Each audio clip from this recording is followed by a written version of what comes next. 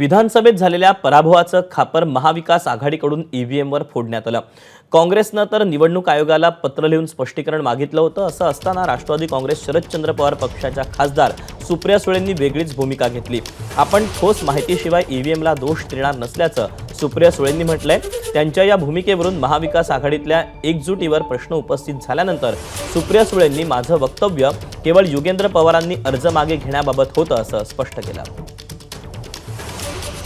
मला असं वाटतं की ही टेक्निकली जोपर्यंत आपल्या हातात काही येत नाही ठोस, त्यामुळे आरोप करण्यामध्ये काही म्हणजे मला त्याच्यात हातात काही असल्याशिवाय उगाच आरोप करणं हे मला योग्य वाटत नाही, कारण मी स्वतः 4 वेळा त्याच ईव्हीएमवरनं निवडून आलेले आहे। त्यामुळे जर त्याच्यात काही ग्रे एरिया असेल तर तो टेक्निकली आम्हाला आला पाहिजे। मी एका कॅन्डिडेटबद्दल बोलत होते।